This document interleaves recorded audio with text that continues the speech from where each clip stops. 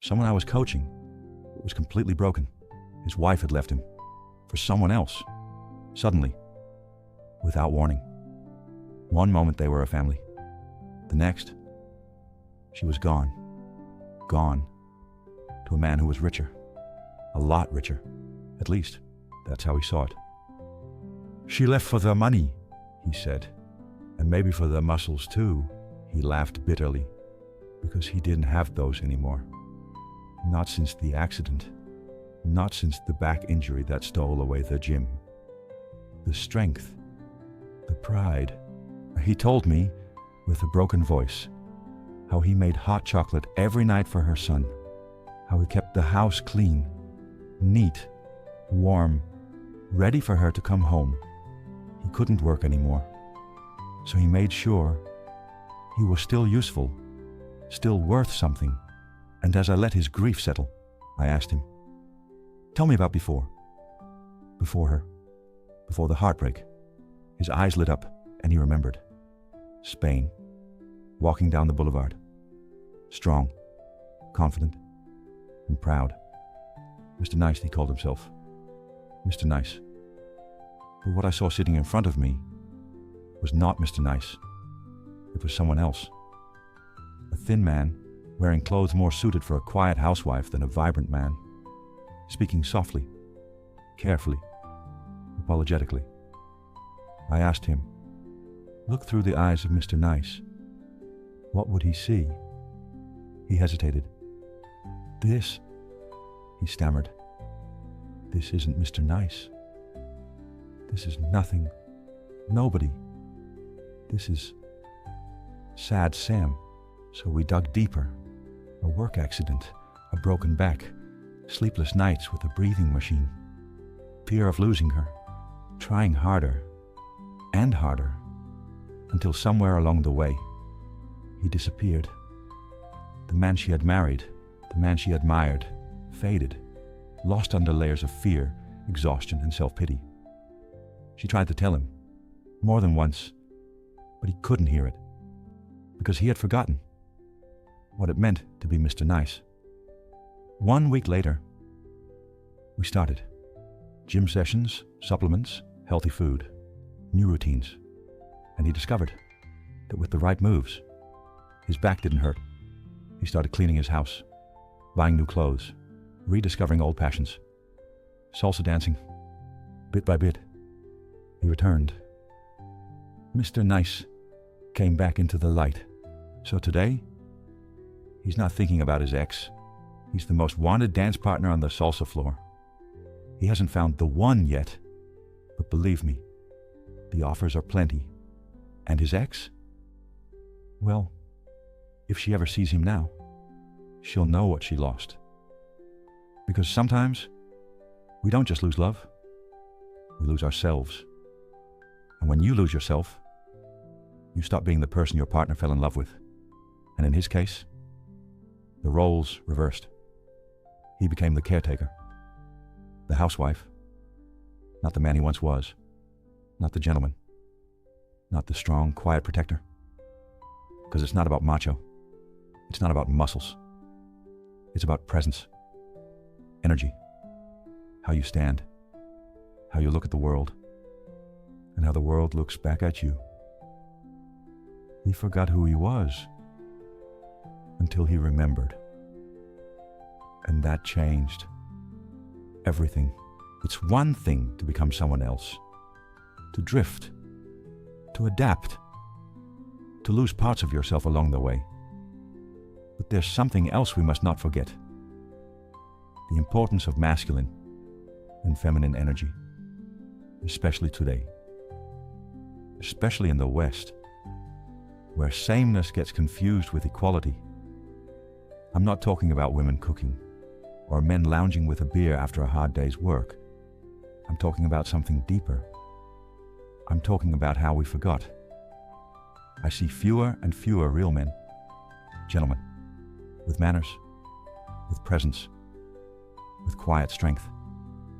And I see fewer and fewer real women, graceful, elegant, carrying themselves with dignity.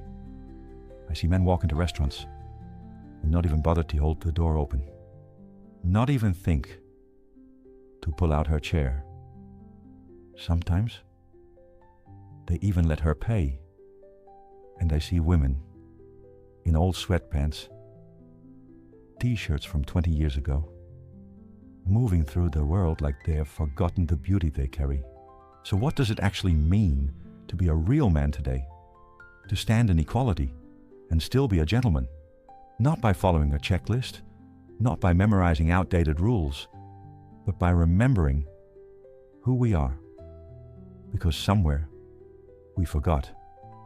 We forgot that strength is not loudness, that being steady doesn't mean being silent inside, that leadership isn't about controlling others, it's about mastering yourself. We forgot that opening the door isn't about the door. It's about saying, I see you, you matter, without a single word, without needing anything back. We forgot that paying for dinner isn't about money. It's about offering care, offering protection, offering presence. We forgot that dressing well isn't vanity, it's respect for yourself, for the world around you, for the people you meet. We forgot that fitness isn't about abs. It's about being able to carry what life will ask of you, a family, a crisis, your own dreams. We forgot that keeping your word matters more than winning an argument. That when you say you'll be there, you show up, even when it's inconvenient, especially then. We forgot that true equality doesn't mean erasing who we are. It means standing in our full strength, without overpowering, without shrinking. It means you can hold space for her dreams without losing your own. It means you can listen deeply without needing to fix everything. It means you can be strong enough to let her be strong too. It means you can stand still when everything inside you wants to run. You can soften when everything outside you says to harden. You can stay steady when life gets messy. Because a real man is not the loudest voice. He's the calm in the storm. Not because he's never scared, but because he knows what matters most. But let's not forget, it's not just about men, because in the same way, we forgot what it means to be a man. We forgot what it means to be a real woman. Not in the way the world tries to sell it. Not in the way Instagram packages it. Not polished. Not perfect. But real. A woman who carries herself with quiet strength, with effortless grace, with dignity that doesn't need permission to shine. A woman who knows her softness is not weakness.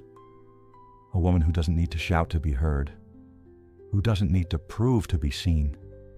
Because real femininity isn't loud, it's powerful. Because it's grounded, because it's steady, because it's sure of itself. A real woman. She doesn't lose herself, trying to match the noise around her. She doesn't hide her heart to seem strong. She stands, not above, not below, but beside. And when a real man shows up, when a gentleman stands in front of her, she doesn't belittle him. She doesn't compete. She doesn't make herself smaller or louder. She simply recognizes him. And because she carries her own light, she can meet his without fear, without pretending, without shrinking. She knows that true strength and true softness belong together, not in a battle, but in a dance. A dance where both can lead, and both can follow, and both can trust. Because a real woman knows her worth, and because she does, she can honor his. So maybe now you see, it's not just about getting stronger. It's not just about fixing what's broken. It's about remembering who you are. The man I coached, he didn't become someone new. He simply came home. to the man he was before the fear, before the shrinking, before life told him he had to be smaller to be loved. And you? Maybe you're not lost. Maybe you're just waiting to remember the man who still knows how to stand tall, the woman who still knows how to shine soft. Because somewhere inside you, you already know. You know what it means to show up for life with dignity, with presence, with care. You know what it means to love fiercely without losing yourself. You know what it feels like to move through the world with strength and still lead with heart. Maybe all you needed was a reminder that the world doesn't need you louder. It doesn't need you harder. It doesn't need you more perfect. It needs you present, real, whole. And it starts with one choice: to remember, to step back into who you already are. And when you do, the right people will recognize you. The right life will find you.